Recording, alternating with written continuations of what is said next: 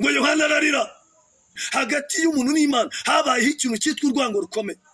Yamera kuvukira umugore kugira ngo Imana kubera ko ibitambo nubwo batsambaga ibitambo bibagoye ariko barongera bagakora ibyaha. Ngise ngo Yesu aramanuka, haleluya, aramanuka. Mu izina rya Yesu Kristo, abari mu Rwanda no hanze bagenda dukurikirana umunsi ku munsi, mwese turabasuje, Imana ibahe umugisha. Uyu ni wa mwanya w'ibiganiro tujya tubasha kubaganiriza cyangwa bishingiye ku ijambo ry'Imana, tubabwira ubutumwa bwiza. Rero tugiye kuganira ku ijambo ry'Imana, ariko ndagira ngo bagenda badukurikirana n'ukuri, kandi abadukunda natwe turabakunda. Abakunda ijambo ry'Imana nimukomere, nubwo Satani ajya abasha kujya arasa imyambi, ariko abantu Imana yavuganye nabo ikomeza kubashyiraho umutaka wayo. Ibihe turimo bikomeye, ariko umutaka w'Imana ukomeje kuba ku bantu b'Imana.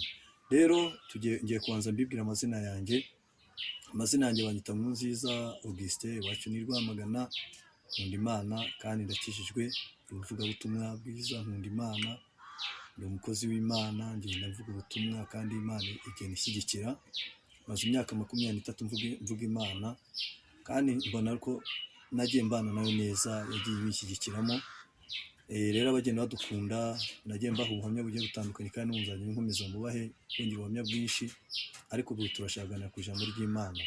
Ariko mbere yo kugana ku ijambo ry'Imana, akenshi nikisa kugira ngo abantu bave mu byaha, babashe gukizwa, babashe kubona ubugingo. Abantu bakizwe. Hari igihe usanga umuntu asenga, ariko muri uko gusenga kwe ugasanga ari imbaraga zimwataka. Ubushize mperuka kubabwira, ndababwira ngo najye ko mbona mu birere bine, mbona abadayimoni benshi cyane bazengurutse kandi bashaka kwanduza urubyiruko, barwinjiza mu biyobyabwenge, mu busambanyi.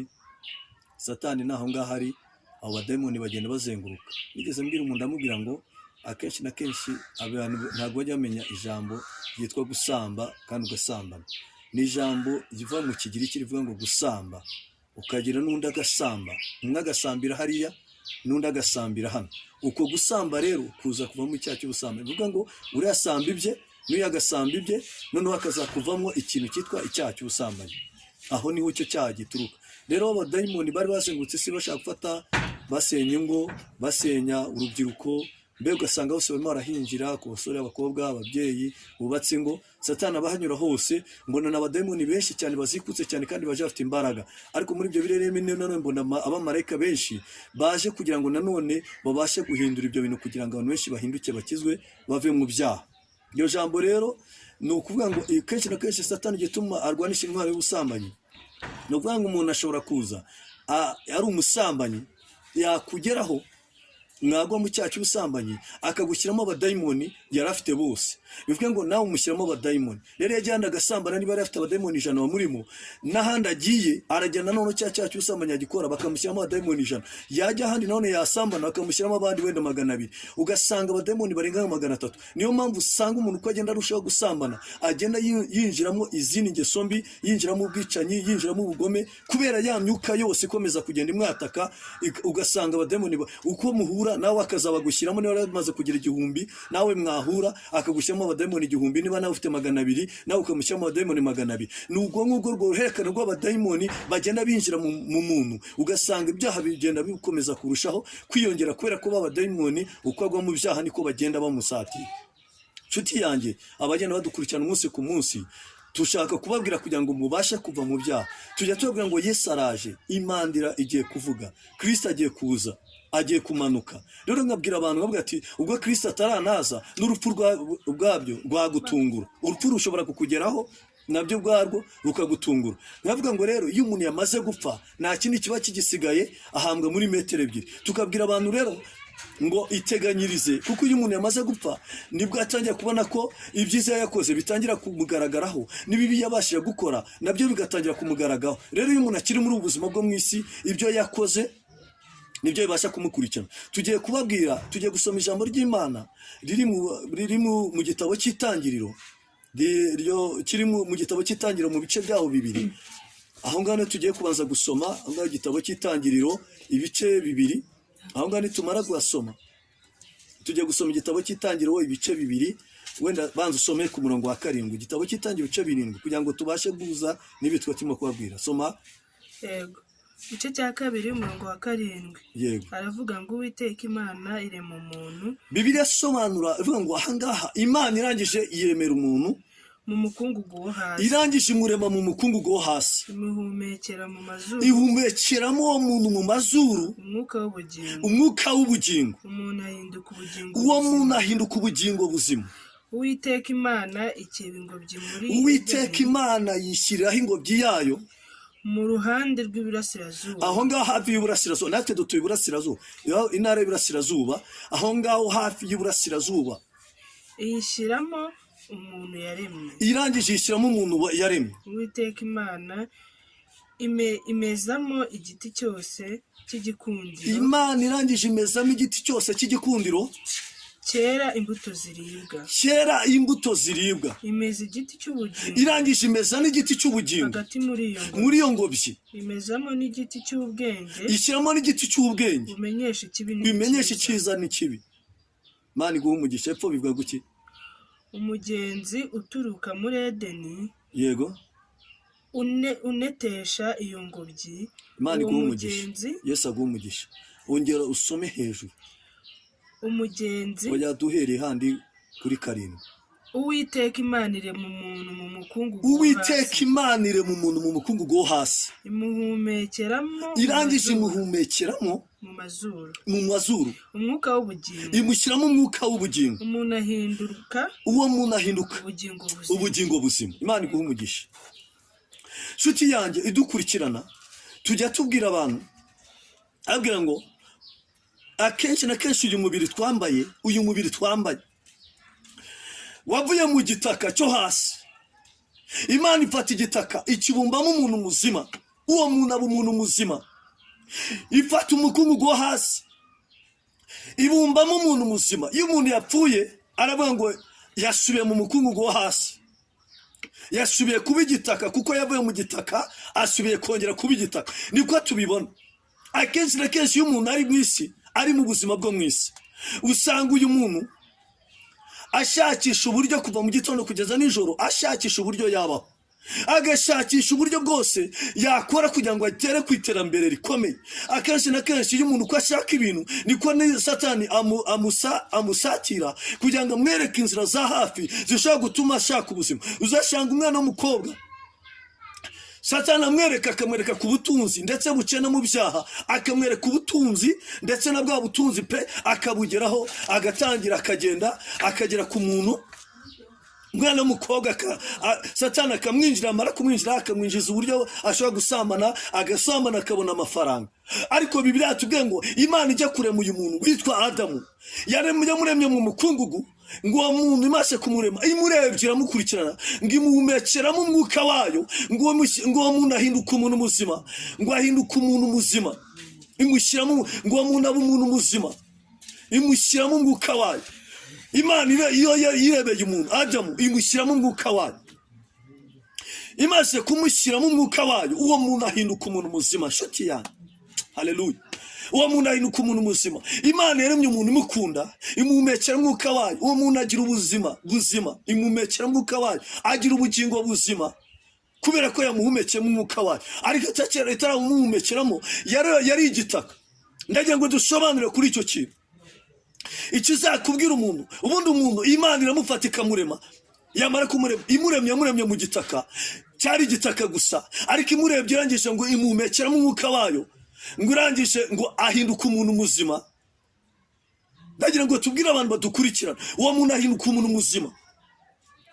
Rero uyu muntu muzima niwe Satani yaje kurwanya. Uyu mwuka Imana yashyize muri uyu muntu kugira ngo ahinduke umuntu muzima, niwe Satani arwanya. Ntabwo Satani arwanya kino kibiri, Satani arwanya umuntu Imana yashyize muri we. Ubundi iki ni ikibiri, ni igitaka, ariko Imana yahumekeyemo umwuka wayo, uwo muntu ahinduka umuntu muzima, agira ubugingo buzima, ahinduka umuntu muzima. Uwo rero niwe Satani. Satani arwanya umuntu muzima, arwanya ubugingo bw'umuntu, arwanya umuntu Imana yashyize mu muntu, niwe arwanya. Ntabwo arwanya kino kibiri, ahubwo arwanya umuntu. Ahubwo iki kibiri nacyo Satani agikoreramo cyane, agagikoreramo kugira ngo kirwanye uyu muntu w'imbere. Ni ukuvuga ngo ari uyu mubiri ndetse n'iyi si bibasha kurwanya umuntu w'imbere. Ubundi uyu muntu, ikikubwira ko uyu muntu ari muzima ni uko atekereza neza. Ikikubwira ko uyu muntu ari muzima ntabwo abasha kwiba, kuko uyu muntu w'imbere aracyari muzima. ntabwo ajya kwiba, ntabwo ajya gusambana, ntabwo agira inzangano, ntabwo agira inzika, kuko uyu muntu muri we ni muzima.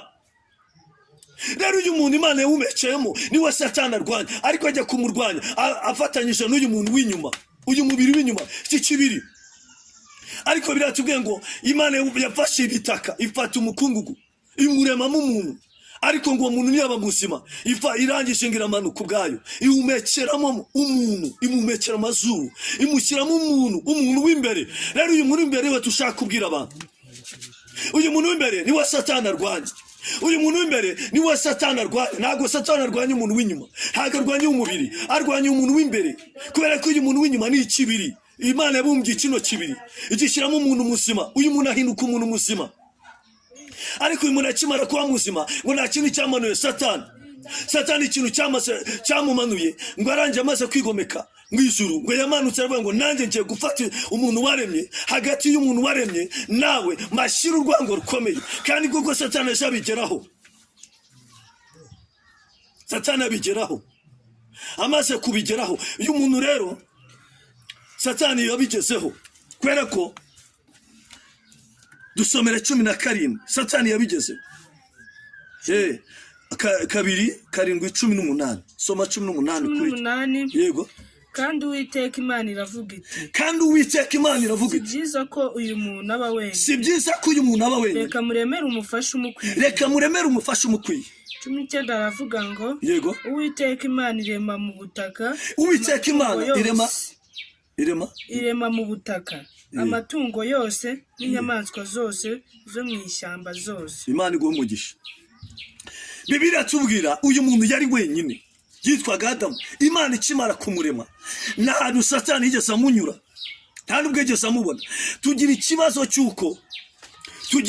cy'uko Satani ikintu cyamuzanye, yajeje kurwanya umuntu. Hano rero twari dusomye 18 irangije ngo Imana ubwayo irabireba, iravuga ngo uyu muntu ntabwo akwiye kuba wenyine, reka muremere uyu muntu umufashe umukwiye. Ngirangije ngo iramusinziriza ubuticura, ikuramo urubavu, iremamo umudamu, imuremeramo Eva. Imaze kumuremeramo Eva iramumuha, haleluya, iramufata iramumuha. Bivuga ngo Satani ikintu cyamuzanye yaje gufata umuntu, gutandukanya umuntu n'Imana. Hano rero imaze kumuha Eva ngo bituma ngo uyu muntu Adamu yishima cyane, ngo muri icyo gihe cyose Imana ikajya imanuka ikaza, yamara kuza igasanga Adamu na Eva, ngo bakumva imirindi y'Imana, bagasanga Imana, bakajya kuganira n'Imana. None ngo ariko ngo somera mu bice bitatu umurongo wa kabiri. Uwo mugore arayisubiza ati, imbuto z'ibiti byo muri iyi ngobyi twemerewe kuzirya. Cyangwa soma ku murongo wa mbere. Inzoka yarushaga uburiganya inyamaswa byo mu ishyamba zose. Inzoka yarugushaga uburiganya ibindi binyamaswa zo mu ishyamba zose Uwiteka Imana yaremye. Ibaza umugore iti, irangije ibaza umugore iti, ni ukuri koko Imana yaravuze iti, ntimuzarye kuri iki giti cyo muri iyi ngobyi. Arangije atangira kumwiganirisha uburyarya, ngo ni ukuri koko Imana ngo yaravuze ngo, haleluya, koko Imana yaravuze ngo iki giti ngo kuko nimuzakirya. Imana bari kivuga, oya, Imana yarababwiye ngo iki giti ngo kuko nimuzakirya. Komeza. Uwo mugore arasubiza ati, umugore arangije arayisubiza ati, imbuto z'ibiti imbuto zose z'ibiti twemererwa kuzirya, keretse imbuto y'igiti kiri hagati n'izo Imana yatubwiye. Igiti kiri hagati y'ingobyi, nizo Imana yatubwiye, nicyo Imana yatubwiye iti, yego, ntimuzazirye, ntimuzanazikoreho mutazapfa. Nshuti yanjye, reka nkubwire ikintu nabasha kukubwira. Hari umuntu Imana iba yarabwiye amasezerano, ikamubwira ngo umva, ndi Uwiteka, nzagukorera ubukwe. Ikamubwira ubukwe, ikamubwira ngo mwana wanjye uzitandukanye, mwana wanjye uzitandukanye, mwana wanjye uzitandukanye, kamwe ngo ndubiteka nzagukorera ubukwe. Noneho yamara kumubwira ubukwe, umuntu akaza akavuga ngo ariko ngo mbwira amasezerano Imana yakubwiye, agatanya ngo Imana yarambwiye ngirambwira. Nshuti yanjye, ntago wemereye kumena ibanga. Uyu mugore iyo ataza kumena ibanga, ntago uzaka ari kubasha kumenya icyo uyu mugore atekereza cyangwa icyo Imana yavuze. Nshuti yanjye, ndagira ngo ubwire ahantu hose uri, ntago wemereye kumena ibanga, wemereye guhagarara ku ibanga ry'icyo Imana yakubwiye. Arangije amena ibanga, aravuga ngo rero ngo Imana yaratubwiye ngo umunsi ngo twariye kuri iki giti, ngo ibiki byose twemereye kubirya. Nshuti yanjye, ntago wemerewe kubwira umuntu ibanga rikuri, ibanga ryawe. Wemereye kubika ibanga ry'ibyo Imana yakuvuze. Hari abantu amasezerano yabo, abandi ngo bajye kuyazirika, abandi barangiza bagatangira gukora ibyaha kubera ko bavuze Imana yarambwiye ngo umunsi nasambanye ngo guzagena gutya na gutya. Kamwe ngo wowe twemereye kuryamana kugira ngo dukore ubukwe. Abwo ngo Imana yarambwiye ngo umunsi nasambanye ngakora icyaha ngo no gupfa nzapfa. Yarangiza we kamubwira ati wowe uhumura tuzabana, nyemera turyamane, agatangira kumena ibanga. Ntago wemerewe kumena ibanga. Nshuti yanjye, bigenda biti omeza tugenda. Iyo nzoka ibwira umugore, iyo nzoka irangije uwamuriganya ushaka kukuriganya ubukwe bwawe, kukuriganya akazi kawe, kugira ngo avuga Imana yaramwenga izama akazi, iramwenga ngo noneho nanjye naje kugira ngo aguhe, nyemera turyamane kugira ngo akazi aguhe. None inzoka iramubwira ati yego gupfa ntimuzaba, humura niyo wasambana, niyo wakora icyaha akazi nzakaguha, ntacyo Imana rege ninye mbabazi, Imana ntacyo izagutwara. Humura wowe nyemera gusa turyamane, humura nta kintu uzaba, humura nyemera turyamane akazi nkaguhe. kuko Imana izi yuko yego umunsi mwaziriyeho, kuko Imana izi ko umunsi mwaziriye amaso yanyu azahumuka. Niyo mpamvu mugahindurwa nk'Imana, mugasa n'Imana rwose, mukamenya icyiza n'ikibi, mugasobanukirwa icyiza n'ikibi. Komeza. Uwo mugore abonye yuko icyo giti gifite ibyo kurya byiza, uwo mugore ngabonye ko Satani amaze kusanga umufuno amaso amukanguye, ngabonye ko afite icyo giti gifite ibyo kurya byiza, kandi ari ikigikundiro, kandi koko ngo ari ikigikundiro, kandi ko ari cyo kwifuriza, kandi koko ko ari icyo kwifuza, kumenyesha umuntu ubwenge. Asoroma ku mbuto, arangije asoroma ku mbuto zacyo z'icyo giti, arangije arazirya. ahaho umugabo we nawe aramuha, arazirya, nawe arazirya. amaso yabo bombi arahweza, yego bamenya yuko bambaye ubusa, ngo batangira gusobanukirwa ko bambaye ubusa, badoda ibibabi, batangira kwidodera ibibabi bya cya giti by'imiti biremeramo ibicocero, batangira kwiremera ibicocero. Ahangaha naho umuntu agenda akagwa mu cyaha cy'ubusambanyi, akahita agenda agasanga abo basambanye, akavuga ngo rega ngo nubwo twaguye mu cyaha ngo Imana yacu izatubabarira, ukagenda ukabeshya, ukagenda ukariganya, ukavuga ngo rega Imana yacu igomba kutubabarira. Batangira kwiremera ibicocero, batangira kuvuga ngo rega Imana ngo rega buriya ngo Imana izaduhana, ngo ariko se ngo biriya bavuga ngo umuriro buranga umuriro uzatugeraho, ngo rega Imana yacu izatubabarira. Batangira kwiremera ibicocero, abantu batangira kwesha amahoro, avuga ngo oya ngereka Imana irabizi ko ninjya kuririmba, nubwo nasamanye nkajya kuririmba, n'ubundi umurimo n'uwayizatubabarira. Abantu batangira kwiremera ibicocero, abantu nshuti yanjye benshi batangira kwiremera ibicocero, bagatangira kwanga Imana, aho rega buriya ngo rega izatubabarira, ngo rega Imana ntizaduhana, ngo rega nta muntu uzajya mu muriro. Hari abantu bajya biremera ibicocero, ngo rega Imana ntizaduhana, ngo Imana nta kizadutwara, ngo Imana izatubabarira. Ngo rega nubwo umugabo wanjye muca inyuma, ngo umugabo wanjye ngo ndabizi ngo ni ikiremba, ngo umugabo wanjye ngo rega buriya ngo Imana ibi bireba, ngo Imana buriya ngo nta kizadutwara, ngo rega buriya tujya kuririmba, tujya gusenga, agatangira akagenda akiba, akavuga ngo rega buriya ngo Imana izatubabarira, ngo yamanaga ko nari nshonje, ngo niyo mpamvu Imana ngo mbira nubwo byatubayeho Imana irabona ko nshonje, rega Imana izatubabarira. Hari n'abatangira bakavuga rya jambo ngo hahirwa abakene mu mitima yabo, ubwami bw'Imana ari ubwabo, hahirwa abakene ko aribo bazabona Imana, aribo ntago ari ibyo ngibyo Imana ivuga. Rero batangira kwiremera ibicocero, abakobwa bajya biremera ibicocero, bagongereka Imana humura nta kizadutwara, ababyeyi bakiremera ibicocero, abasore bakiremera ibicocero, abakobwa bagongereka Imana izatubabarira, ngo reka kiriya kintu gifate, ngo nimara kugifata izatubara, ngo reka nkore biriya byaha, ngo reka Imana buriya ngo ni nyembabazi izatubabarira. Batangira kwiremera ibicocero. Bigenda bite? bumva imirindi y'Uwiteka Imana, batangira ubundi bajyaga bumva Imana, ariko kubera ko batangira no kumva Imana, batangira kumva imirindi y'Imana igendagenda muri ya ngobyi mu mafu ya nyamuzi ngo batangira noneho ubwo Imana ngo yajyaga isi igasanga Adamu akiri umwe ngo yaza bakaganira iyo aza banafite irungu imuremera umufasha imukuramo urubavu rwe ikuramo umuntu bita Eva ngo arangije barabana rero igihe cyose Imana yajyaga isa mu masaha nk'aya ngaya turimo yari mugoroba ngo Imana ngo yajyaga isa bakaganira ngo ariko uwo munsi Imana ije ngo batangira kumva imirindi y'Imana. wa mugabo n'umugore we bihisha hagati y'ibiti byo muri iyo ngobyi ngo batangira ngo bumvishe imirindi ubundi bajyaga bumva Imana. Nshuti yanjye hari igihe umuntu usanga yari umuntu w'umurokore ameze neza noneho kubera ko yakira mu masengesho Imana yatavuga ngo umusambanyi agatangira guhunga ariko kubera ko bunini yajyaga ahunga ariko kubera ko azi ibyo yakoze agatangira guhunga bati wamujura we wamwicanye we wamubeshi we wakiwe ugasanga uwo wakwikinisha ugasangira ibyaha byose Imana igatangira kubishura agatangira guhunga nyamara ubundi yajyaga yumva Imana yajyaga ivuga agatega amatwi yavuga abasambanyi niyisanjemo yavuga ababeshi niyisanjemo ariko ngo batangiye kumva Imana batangira guhunga Imana batangira guhunga mu maso y'Imana. Nshuti ya Uwiteka Imana ihamagara uwo mugabo Uwiteka Imana itangira guhamagara uwo mugabo ati urihe iramubwira ngo Adamu urihe arayisubiza ati atangira kwisubiza ati numvise imirindi yawe numvagize ubwoba ninyishwa nuko nambaye ubusa ubundi mudamu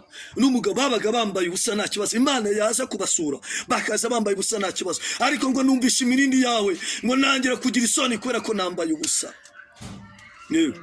iramubaza iti Imana iragisha iramubaza iti ninde wakubwiye ko wambaye ubusa wariye kuri cya aho ni wariye kuri cya giti nakubujije aho sinakubujije ntukabeshye ntukice ntugasambane ntukaruge ntugakora ibyaha aho ni wabikoze aho ni wasubiye inyuma ugasubira mu busambanyi aho ni wasubiye inyuma ugasubira mu bubeshi aho ni wasubiye inyuma ukagambana aho ni wasubiye inyuma ukabeshya aho ni wasubiye inyuma.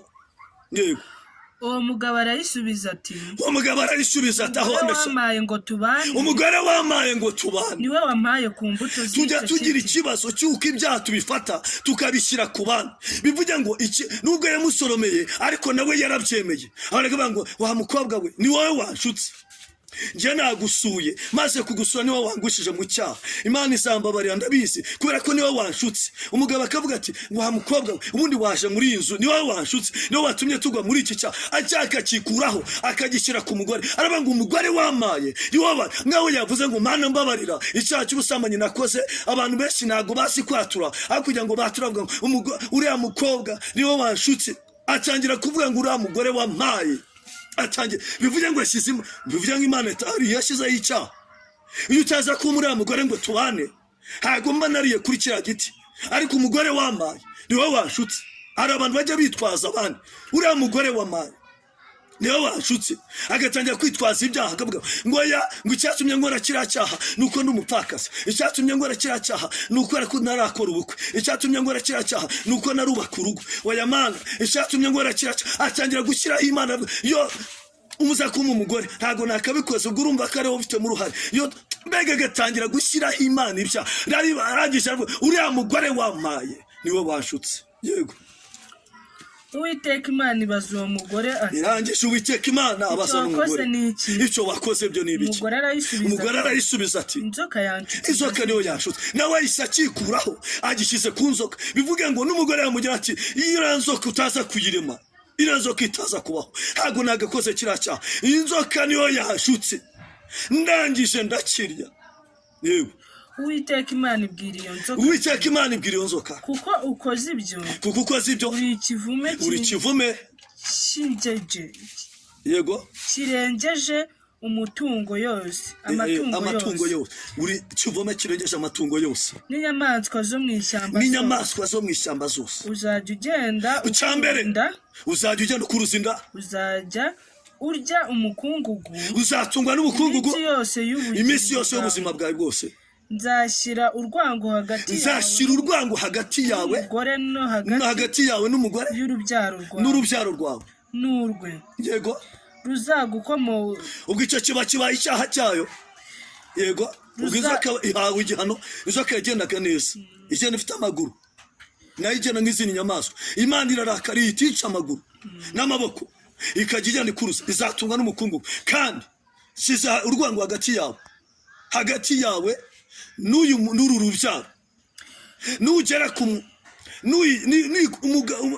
umuntu unaremye nakugeraho akagutanga azakushwanyaguza umutwe kandi nawe nutanga uwo muntu uzamurya igitsitsiro hagati y'Imana n'umuntu niho hatangira urwango ni hagati y'inzoka n'umuntu yego ruzagukomeretsa umutwe nawe uzarukomeretsa icyambere azagukomeretsa umutwe nawe uzamukomeretsa agatsitsiro habayeho urwango yego kandi Uwiteka Imana bwira uwo mugore iti itangiye kubwira uwo mugore iti kugwiza nzagwiza cyane kukwiza nzaguhura urubyaro rwose ndugwiza umubabaro wawe ufite inda ariko subiramo kugwiza nzagwiza cyane yego umubabaro wawe ufite inda uzajya ubyara ubabaye kwifuza kwawe kandi uzaherera mu mugabo wawe ku mutware wawe yego nawe azagutwara yego na Adamu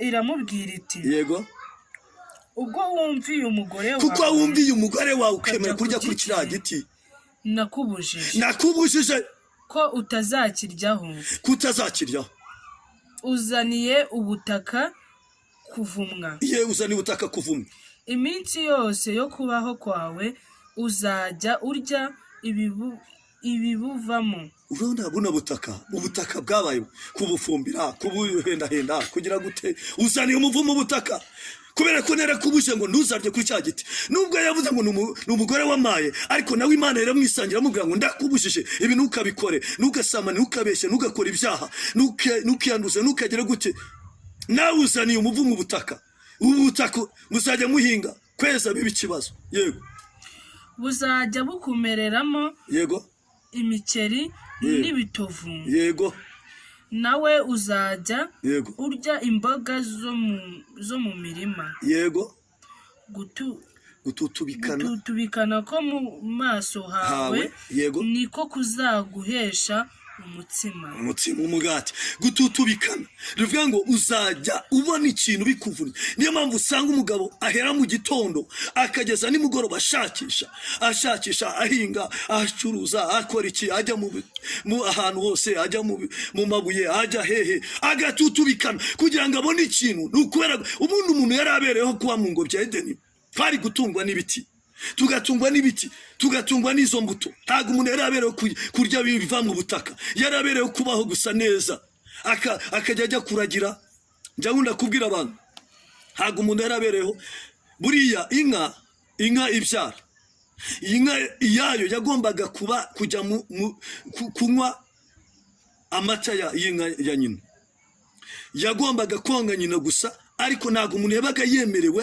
kuyijya munsi ngo ajye kuyikama ariko kubera umuvumo n'icyaha n'iki byatumye umuntu yivumburira yishakishiriza kugeza ubundi kera y'ingobyi dubona ko iyi ngobyi yari iriho gutyo gusa ngo basoroma imbuto bakanezezwa ariko Satani ahita yinjiza icyaha muri bo gututubikana ko mu maso yawe niko kuzaguha umugati gushakisha ugahinga ugashakisha ukanyura hariya tubona uburyo abagabo bashakisha ndetse n'abagore bagashakisha ibintu byarakomeye umugore agashakisha kandi no kubyara bikamugora kandi no gushakisha agashakisha tubona ko muri iki gihe abantu bose bashakisha usanga umugabo yabize ibyuya ikintu cyose akigira havunitse yego urinde ugeze ubwo uzasubira mu butaka kugeza igihe uzasubira mu butaka kuko ariho wakuwe uri umukungugu mu mukungugu niho uzasubira aho niho uzasubira uwo mugabo yita umugore we Eva yita umugore we Eva yego kuko ari we nyina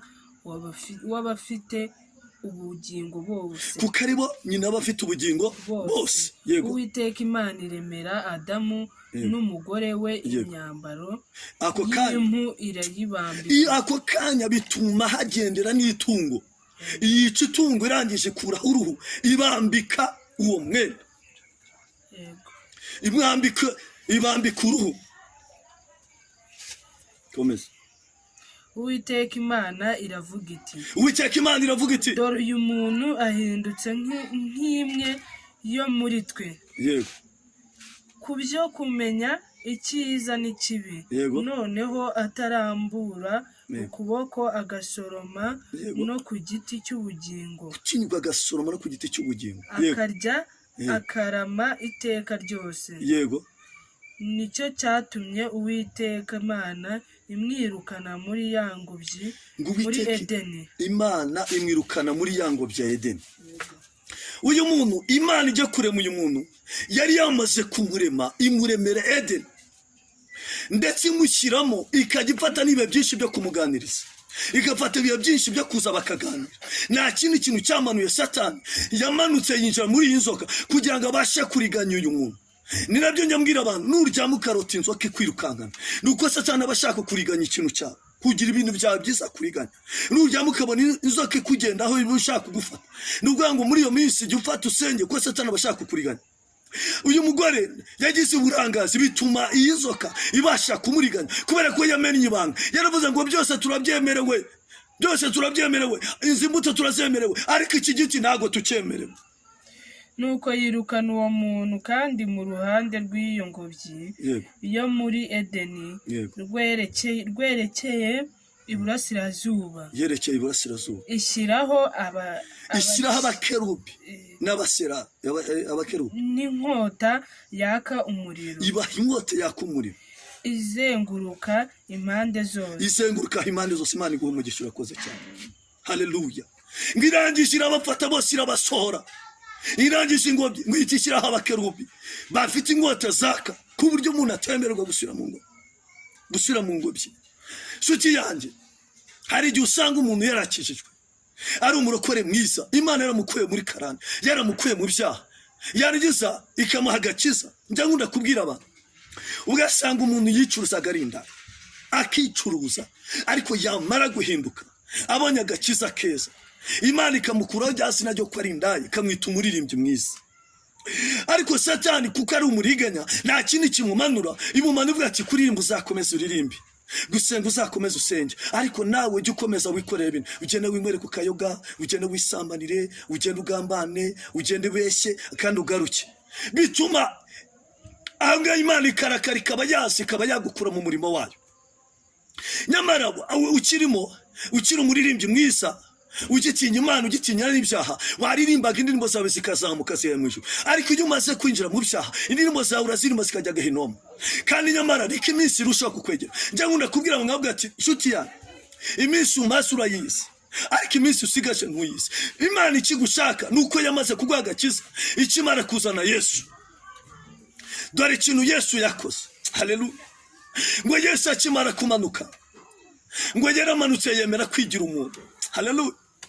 Yemera kwigira umuntu, ngo avukira mu muntu, ngo arangije abyarwa nk'umuntu, ngo Mariya utwita amezi 9. Byasobanuraga ko Imana yongeye guhuza umuntu n'Imana. Nuvuga ngo umuntu akimara gukora icyaha, Imana yarababaye cyane, imusohora mu ngobyi. Imaze kumusohora mu ngobyi, ihita ishyiraho amategeko akarishye. Igihe cy'amategeko cyari igihe gikomeye, ishyiraho ibitambo. Irangije avuga ngo uyu muntu ishyiraho amategeko akomeye, kubera ko yari habaye urwango umuntu n'Imana, kuko Satani yari yamaze kugera ku mugambi we.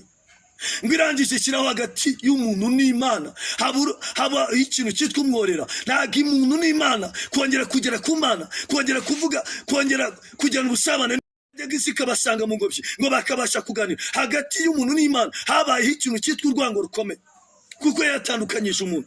None muri icyo gihe umuntu wese wabashaga gupfa, ngo Satani yaramutwaraga, kuko Imana ntabwo yongeye kubona. Bibiliya iravuga ngo maze ngo igihe kimwe ngo Yohana ararira, aravuga ngo ninde muntu waza gucungura umwana w'umuntu. Bikira aho ngaho, iyo umuntu yakoraga icyaha habagaho kubemba, bigatuma ababembyi bagera ahantu baba. Kandi iyo wakoraga icyaha, ugakora icyaha, uvino bukagufata nk'umuntu bitaga Kani. Mu gihe cy'amategeko nk'umuntu wetwaga Kani yarafashwe aterwa amabuye, kuko ari we ubufino bwafashe. Ngo iyo amategeko akiriho, gihe cy'amategeko byari ibintu bikomeye cyane. Ni ukuvuga ngo gihe cy'umwaka abatambyi babagaho. Abatambyi rero bakaza gutamba, bose bakazana inka, bakazana ihene, bakaza bagatamba ibitambo. Ngo batamba ibitambo bakababarirwa, ngo ariko undi mwaka bakongera bagashaka ibindi bitambo, abandi bagashaka inungura, ngo bakazana ibitambo. Kubera ko hagati y'Imana n'umuntu, ngo icyahuzaga umuntu n'Imana nuko yazanaga igitambo. Ariko ngo Yohana ararira, aravuga ngo ninde waza gucungura umwana w'umuntu, kubera ko ibitambo nubwo batambaga ibitambo bibagoye, ariko barongera bagakora ibyaha. bigatuma undi mwaka wose bongera bagatanga ibitambo. Ngo ariko Yohana ararira aravuga ngo kubera ko umuntu niyo yapfaga ngo Satani iramutwaraga, ngo arangije amaze kurira, ngo arangije ngo yumvishwe iravuze ngo Yohana wirira, intare yo mu muryango wa Yuda, gishyitsi cyo mu muryango wa Yuda aranesheje, yemeye gufata igitabo gifatanije, ngo yemera gura n'imibabaro. Ngo arangije ngo Yesu aramanuka, haleluya, aramanuka, yemera kuvukira umugore kugira ngo Imana yongere kwiyumvamo umugore, ngo avukiramo umucunguzi, yongera guhuza umugore n'Imana, umugore yongera agira ijambo, ngo yongera ngo no ngo arangije avukira kwa Mariya na Yosefu. Imana yongera guhuza umuntu, ngo kandi na Yesu aza ari umugabo, ngo yongera kuvuka ari umuhungu, kugira ngo Imana yongere kugirira icyizere Adamu wa kabiri niwe Kristo. Havuka Adamu wa kabiri, ngo ivukira umugore, uwo mugore, haleluya, arangije amuvukiramo, yongera guhuza, yongera kugirira icyizere ababyeyi, yongera kugirira icyizere abagabo. Havuka Adamu wa kabiri ari we Yesu, aza ari Adamu wa kabiri. Adamu wa mbere azana urupfu, ariko Adamu wa kabiri ari we Kristo, azana ubugingo, yongera guhuza abantu n'Imana. Ngo arangije Yesu uko byagenze, yemera gupfa, yemera no kubabazwa. Nshuti yanjye, wowe udukurikiranye, nta kindi kintu cyazanye Yesu. Iyo ukora ibyaha wongera kumusubiza ku musaraba. Misiyo ya Yesu, ubundi icyaha cyari cyamaze kuba gitandukanye umuntu n'Imana, ariko Yesu yemera kuza kubabazwa, yemera gukubitwa, yemera. Turi no mu bihe byiza bya Pasika, turi mu bihe byo kuzuka kwa Kristo, turi mu bihe by'umubabaro wa Kristo, uko yababajwe, uko yakubiswe, uko yashyizweho ikamba ry'amahwa, uko yacumiswe icumu mu rubavu, uko yababaje. Inshuti yawe, yemera kubabazwa, yemera gukubitwa, yemera guhuza abatari guhuzwa, yemera guhuza abantu, haleluya, arabahuza. Ndagira ngo nshuti yanjye ngubwire wowe udukurikirana, iyo wongeye ugasambana usubiza Yesu ku musaraba, kandi icyamuzanye yaje gukuraho icyaha, yaje guhuza abantu n'Imana, yongera kuduhuza n'Imana, yongera twongera kugirirwa icyizere. Umuntu yari yavuye mu rugo by'Edeni, umuntu yari yahuye n'ibibazo, ariko Yesu Imana yongera kubona umuntu, kubera ko Yesu yemeye kudupfira, yemera kutubabarizwa. Ndagira ngo dusoza aka kanya, iyo umuntu akizwa neza asubira mu ngobyi, ariko utangiye gukora ibyaha n'iki uva mu ngobyi, wongera kubabaza Yesu. Yesu yaragupfiriye kugira ngo ubone ubugingo. Ndagira ngo wowe wadukurikiranaga aka kanya, wowe ushobora kuba wari mu busambanyi, ushobora kuba wari mu byaha, wongera gusubiza Yesu ku musaraba. Icyaha cyongera kubaho, ubwicanyi buraba, abantu batangira kwicana, abantu batangira kuba babi, abantu batangira kugambana, abantu batangira kongera kubeshya, abantu batangira kuba babi, ariko Yesu araza, yaza gukuraho icyaha, gukuraho umuntu icyaha. Niyo mpamvu yavuze, niyo mpamvu umwuka yamanutse igihe cya Pentekote. Yesu amaze gusubira mu ijuru, aravuga ngo ubwo umwuka azabazaho, ni kumurimbya, muzare ko mumenya ko yicaranye natwe. Kristo aragaruka, ajya agaruka, ariko umwuka wera niwe utunihira, avuga ngo abadata, akaduhuza n'Imana. Na Yesu aracyari kumwe natwe, kuyaduhuza n'Imana. Iyo umuntu akoze icyaha, yongera kuriza umwuka wera, yongera kubabaza Imana. Nshuti yanjye, reka tuve mu byaha, dukizwe, tubone ubugingo, tuzajya mu ijuru. Rero Yesu kizamugarura, azabasha gutwara umuntu, wa muntu. Rero ni mpamvu navuze ngo umuntu ngo yari igitaka, Satani ajya abasha kuza akatubeshya tukinjira mu bintu, ariko umuntu apfa yasubira kuba igitaka. Ariko wa muntu Yesu yahumekeye, wa muntu Imana yahumekeyemo, niwe uzajya guhura n'Imana. Ariko umuntu ubu kino kibiri kizasubira kuba igitaka. Kino kibiri kirakubeshya ngo samba nabeshya, kora ibyaha, ariko kizasubira kuba igitaka. Ariko uyu muntu w'imbere niwe uzasubira kubona Imana. Reka rero dusenge, tugiye gusenga, ariko reka tubabwire nomero za telefoni. Ariko ndagira ngo umuntu azongera kuba igitaka, ariko uyu muntu w'imbere uzajya kubona Imana. Telefoni zacu ni 0782 54 38 73. Nshuti yanjye, abari badukurikiranye, tugiye kubasengera kugira ngo umuntu icyaha nuko cyazanywe na Satani cyinjira mugore, umugore nawe arangije icyaha, amaze kubeshya, abeshya umugabo, avuga ati werya, umugabo nawe ararya. Imana irangije bagezeho, ibwira umugabo ati ni kwa mugabo, kuki wariye wakoze icyaha kimeze gutya? Aravuga ngo umugore wampaye. Umugore ati nawe ni inzoka. Icyaha, Satani azana icyaha akinjiza ku muntu, umuntu aba icyaha, ariko Imana ikuraho icyaha. Yesu aza gukuraho icyaha, aca amateka y'icyaha. Icyaha rero, iyo wagarutse mu cyaha, uba urimo kubabaza Yesu, urimo kubabaza umwuka wera. Data mwiza, turaguhamagaye, imbaraga zawe nizimanuke mu izina ryawe Yesu Kristo. Abantu bawe baturwe, abantu bave mu gitaka bazasubira mu gitaka, ariko uyu muntu w'imbere ni uzabona Imana. Dusengeye abantu barwaye, kuraho indwara zitandukanye, kuraho indwara za karande, kuraho indwara zisatira abantu, indwara za diabete, indwara za kanseri, indwara za sima, indwara zo mu nda, indwara z'igifu, indwara zitandukanye, indwara zituruka ku badayimoni bose. Abantu kuraho indwara kandi kuraho icyaha. Abantu nibongere bakizwe, buzure umwuka wera, bagira n'ubusabane n'Imana kugira ngo bishyure mu ngobyi mu buryo bw'umwuka, bongere basabane n'Imana, bongere babane n'Imana kugira ngo igihe cyose uzaza kubatwarira bazabe bafite ubugingo buzima. Urakoze kuko umanutse, kandi umanutse gukuraho icyaha, kandi umanutse kubatura abantu, abari mu busambanyi, abari mu bwibone, abari mu byaha bitandukanye, abari mu burozi, abari mu mujinya, abari mu nzangano, mu macako, indwara, ibintu byose byatandukanyije abantu n'Imana. Ni wowe garuka wongera uhuza abantu n'Imana kugira ngo bongere bisubire mu ngo bya Edeni. Urakoze ko ari cyo uje gukora mu izina rya Yesu Kristo, amen. Yongere kwiyumvamo umugore